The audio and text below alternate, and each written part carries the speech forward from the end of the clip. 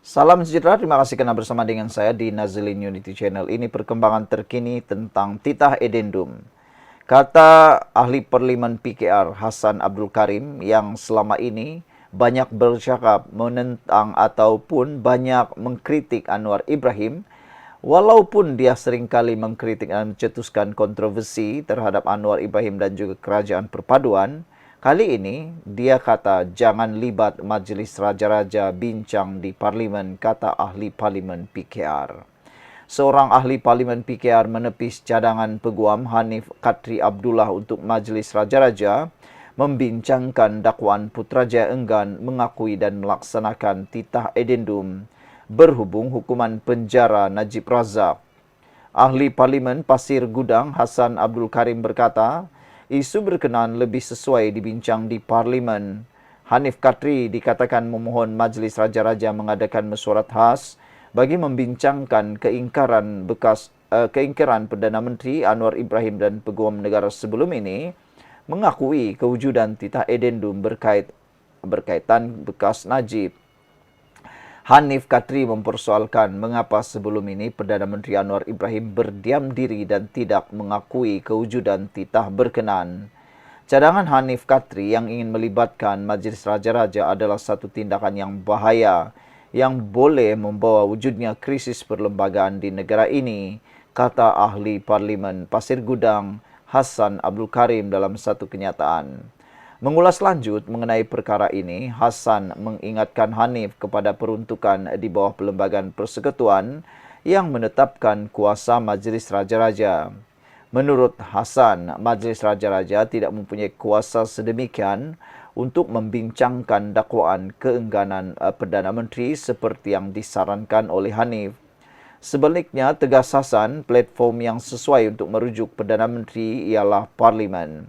Tambahnya lagi, Hasan berkata, soalan yang dibangkitkan Hanif juga akan dijawab di mahkamah ketika semakan kehakiman Najib mengenai titah edendum itu didengar. Ini termasuk sama ada edendum itu pernah dibincangkan dalam mesyuarat Lembaga Pengampunan dan jika ia memenuhi perkara 42 dalam kurungan 9 Perlembagaan Persekutuan yang menetapkan bahawa lembaga itu perlu membincangkan sebarang pendapat bertulis yang dikemukakan oleh peguam negara. Jika kita dapat kita ketahui bukan sekarang tetapi apabila permohonan semakan kehakiman Najib didengar tidak lama lagi di Mahkamah Tinggi Kuala Lumpur. Maka dengan rendah hati dan hormat kepada sahabat saya Peguam Sini Hanif Katri supaya bersabar dulu. Jangan cepat hendak menyalahkan Perdana Menteri Anwar Ibrahim ataupun Peguam Negara. Dan yang lebih penting lagi, saya nasihatkan, janganlah mengheret negara kita ke kancah krisis perlembagaan berkaitan isu titah edendum tersebut. Biarlah mahkamah merungkai segala kekusetan, katanya lagi. Semalam Hanif menyifatkan di Facebook rayuannya agar Majlis Raja-Raja mengadakan mesyuarat khas bagi membincangkan mengenai dakwaan Anwar dan pentadbirannya enggan memperakui titah tambahan itu. Ini berlaku selepas Anwar mengakui bahawa Peguam Negara menerima surat berhubung titah edendum yang memerintahkan untuk Najib menjalani baki hukuman penjara di rumah. Bagaimanapun Anwar berkata selepas surat itu diterima yang di Pertuan Agong bertukar dan Peguam Negara menyerahkan surat itu kepada Istana Negara untuk membenarkan Agong yang baru dilantik, Sultan Ibrahim Sultan Iskandar membuat keputusan, kata Anwar lagi. Beberapa komen daripada netizen, Black Panther kata itu adalah cadangan lawyer buruk, biarkan aja, kata Black Panther. Purple Mouse kata, Hanif Katri ni orang Mahathir pro PN nak ambil kesempatan memburukkan Perdana Menteri ke-10. Itulah niatnya, bukan dia tak tahu edendum tu macam mana nak dilaksana kalau tidak dibincang dalam lembaga pengampunan yang Agong sendiri pengerusikannya, kata beliau. Pada 29 hari bulan mesyuarat 31 Agong tamat pemerintahan. Dalam masa 2 hari, bolehkah Peguam Negara laksana Lebih baik adendum itu diperkenan oleh Agong ke-17 lebih teratur setelah mesyuaratkan nanti, kata beliau lagi. Sekian dulu untuk kali ini. Jangan lupa tinggalkan komen Anda. Salam sejahtera. Terima kasih kerana bersama dengan saya di Nazilin Unity Channel. Apa tuduhan Mahathir pula kali ini? Giliran mencuri, anak Pakla nafi tuduhan Dr. Mahathir. Anak kepada Abdullah Ahmad Badawi menafikan memberitahu anak Dr. Mahathir bahawa gilirannya telah tiba untuk memperkayakan dirinya menggunakan kedudukan bapaknya sebagai Perdana Menteri. Saya menafikan sepenuhnya. Saya tidak pernah berkata sedemikian dan saya juga tidak melakukan perkara sedemikian, kata Kamaluddin Abdullah dalam catatan Instagram lewat malam tadi. Kamaluddin menyorot bahawa Mahathir yang satu ketika memilih Abdullah untuk menggantikannya sebagai Perdana Menteri pada tahun 2003 sedang marah dan kecewa dengan banyak hal.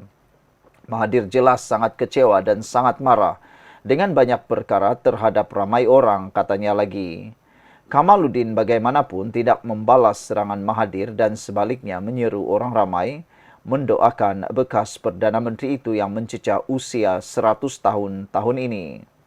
Yang terbaik yang boleh kita lakukan ialah mendoakan kesejahteraannya dan berharap pada usia senjanya dia mendapat ketenangan dengan dirinya sendiri, tambahnya lagi. Jumaat lalu, Malaysia kini melaporkan bahawa Mahathir mendakwa bahawa dia terkejut apabila mengetahui daripada anaknya tentang perbualan yang didakwa dengan anak Abdullah.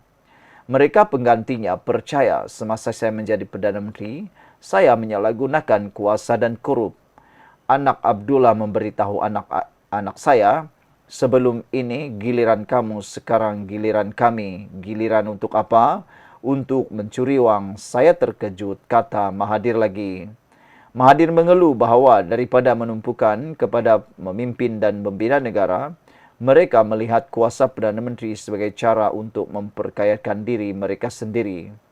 Pada peringkat itu, saya menyesal kerana meletak jawatan sebagai Perdana Menteri pada tahun 2003, tambah Mahathir lagi. Selepas meletakkan jawatan sebagai Perdana Menteri buat kali pertama pada 2003, Mahathir memilih Abdullah sebagai penggantinya, namun kemudian sering tampil mengkritik kepimpinan Abdullah. Abdullah yang terpaksa melepaskan jawatannya selepas prestasi buruk Barisan Nasional pada pilihan raya umum ke 2008 pada tahun 2008 diserang tanpa henti oleh Mahathir sepanjang satu penggalnya memegang jawatan. Dalam bukunya bertajuk Awakening in 2013, Abdullah yang lebih dikenali sebagai Paklah membidas Mahathir. Saya tidak suka apa yang Mahathir lakukan. Saya memberi Mahathir peluang untuk memberikan pandangannya kepada saya. Saya pergi berjumpa dengannya tetapi dia memilih untuk mendedahkan kepada umum dalam serangannya terhadap saya dan pentadbiran saya. Mahathir tidak boleh menafikan beliau menyumbang kepada penghakisan sokongan BN pada pilihan raya umum ke tahun 2008 melalui kritikan dan serangannya yang terbuka dan tidak wajar. Memanggil pentadbiran saya yang termasuk majoriti dari kabinetnya sendiri sebagai 6:30 tidak cekap dan menuduh kami melakukan rasuah serta segala macam perkara, kata beliau lagi. Abdullah mendakwa Mahathir tidak boleh menerima apa-apa wawasan negara melebihi apa yang telah dipetakannya sebelum bersara. Mahathir hanya mahu ikut caranya sendiri dan dia percaya bahawa caranya adalah satu-satunya jalan. Apabila saya cuba melakukan perkara berbeza, dia percaya bahawa saya melakukan perkara yang salah. Tetapi itulah Mahathir, kata Abdullah. Pada tahun 2008, Mahathir telah mendesak Najib Razak yang ketika itu timbalan Perdana Menteri mengambil alih tampuk kepimpinan daripada Abdullah. Bagaimanapun beliau kemudiannya membentuk pakatan dengan Pakatan Harapan yang merupakan pembangkang ketika itu untuk menjatuhkan Najib pada pilihan raya umum 2018 dan menjadi Perdana Menteri sekali lagi selama 22 bulan pada usia 92 tahun. Pada 2013, Mahathir telah menyalahkan Abdullah dan Najib atas kegagalan wawasan 2020 selepas Limkit Siang dari DAP menegaskan bahawa kesemua 9 cabaran strategik yang dinyatakan oleh bekas Perdana Menteri itu semasa melancarkan pelan tindakan pada tahun 1991 itu adalah kegagalan besar. Mengakui bahawa wawasan 2020 telah gagal, dia berkata, bagaimanapun ia bukan kegagalan saya. Tiada apa-apa yang menunjukkan bahawa wawasan itu menuju ke arah kegagalan sehingga saya berundur pada tahun 2003, kata Mahathir. Wawasan itu diketepikan sebaik sahaja Tun Abdullah dan Datuk Seri Najib mengambil alih. Mereka mengenepikan semua dasar dan hala tuju yang telah saya petakan untuk Malaysia, tambah beliau lagi. Mahathir yang mengalami kekalahan teruk dalam pilihan raya umum lalu kini bergabung dengan pembangkang semasa Perikatan Nasional dan merupakan penasihat tidak rasmi kepada kumpulan rasmi 4 kerajaan negeri yang dikuasai PN yang digelar SG4 atau 4 kerajaan negeri.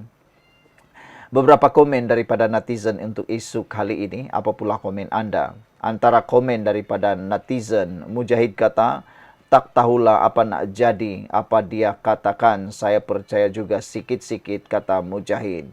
Kotaro Minami kata, Atuk Nyanyok hanya pandai menuduh dan memfitnah orang lain. Bagi kami, Pak Lah adalah seorang insan yang berbudi mulia dan tidak mengira kaum dan darjat. Tak macam si Atuk ini, resis dah tua tapi tak pernah sedar diri, kata Kotaro Minami lagi. Mr. Sakau kata, Atuk jiwa sangat terganggu dengan kes Batu Putih yang sedang disiasat dan kes mahkamah yang sedang berjalan. Lawan Atuk yang sebenar ialah Perdana Menteri ke-10 dan bukan 4 Perdana Menteri yang terakhir. Kalau Atuk beranggapan mampu menjatuhkan Perdana Menteri ke-10, Atuk memang tersalah orang, kata Mr. Sakau. Black Panther kata, fitnah tu dosa dan jalan ke neraka, kata Black Panther.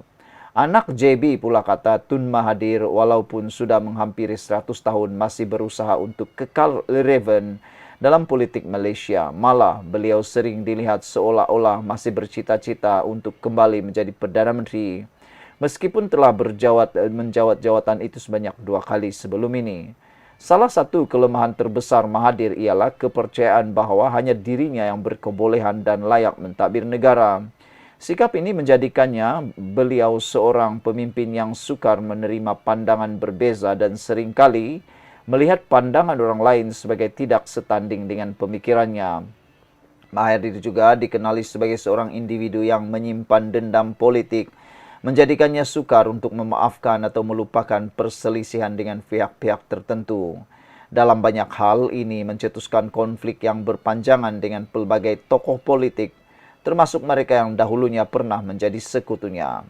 Beliau seringkali digambarkan sebagai seorang pemimpin yang sukar mengakui kesilapan sendiri.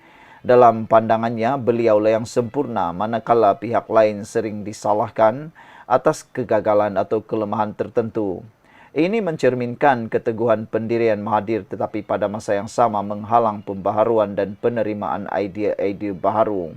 Walaupun tidak dinafikan bahawa Mahathir telah banyak berjasa dengan Malaysia, sepanjang pentadbirannya, kelemahan-kelemahan ini telah menimbulkan persoalan sama ada sumbangannya yang dahulu kini dibayangi oleh keengganannya untuk berundur dan memberi laluan kepada generasi baharu.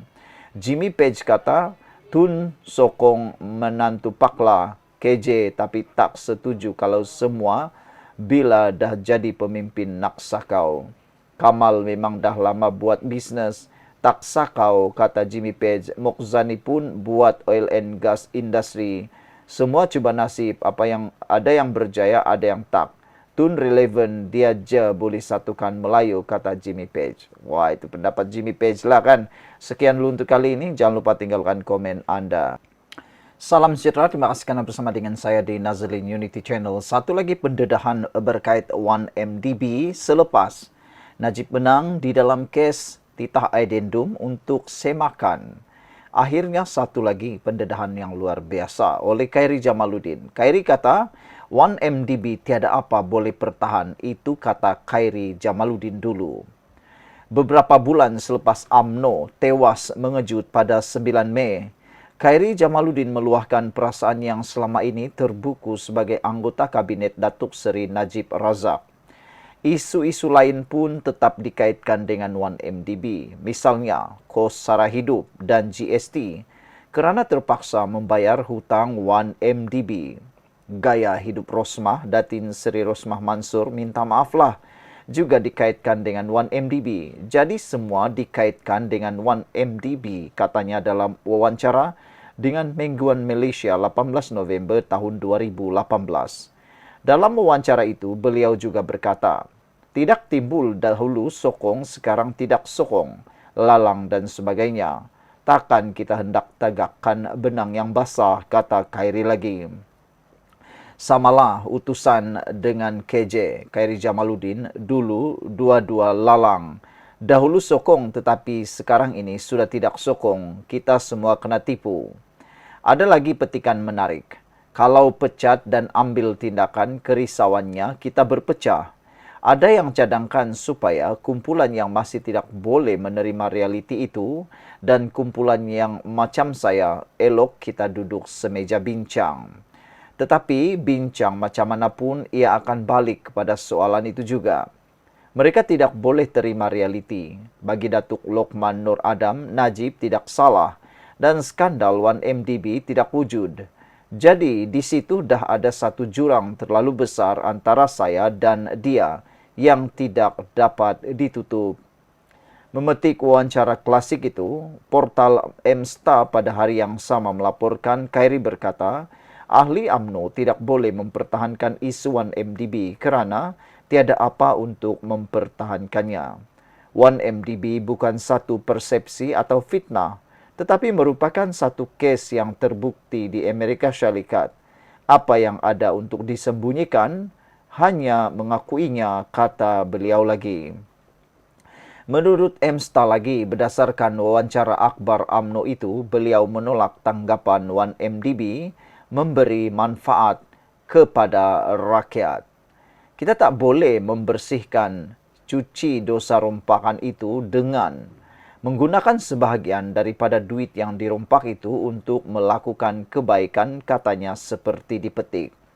Sehari sebelumnya, bekas menteri itu juga pernah melabel skandal 1MDB sebagai biawak hidup yang menyusahkan parti itu dan Barisan Nasional.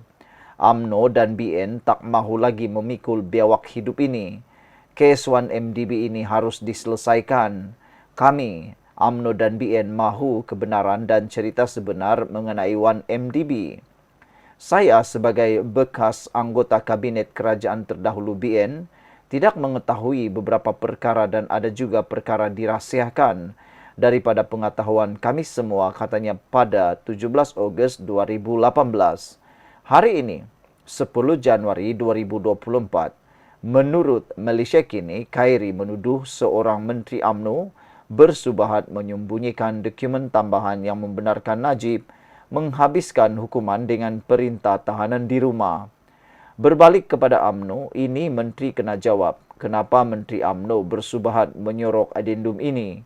Ini menteri undang-undang, apa nama dia? Azalina Othman Said, katanya dalam episod terbaru podcast Keluar Sekejap. Susulan itu, Setiausaha Politik Menteri berkenan membuat aduan polis terhadap mantan Ketua Polis UMNO itu. Perkara ini juga mengelirukan rakyat dan menimbulkan suasana panik dalam kalangan masyarakat sehingga boleh menggugat keamanan negara. Malah penggunaan perkataan komplisit adalah keterlaluan kerana ia membawa maksud terlibat atau dikaitkan dengan perbuatan yang menyalahi undang-undang maupun tidak beretika, kata Datuk Suraya Yaakob.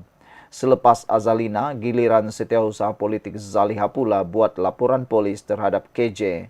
Kena inilah puncanya. Sekian dulu untuk kali ini. Jangan lupa tinggalkan komen anda.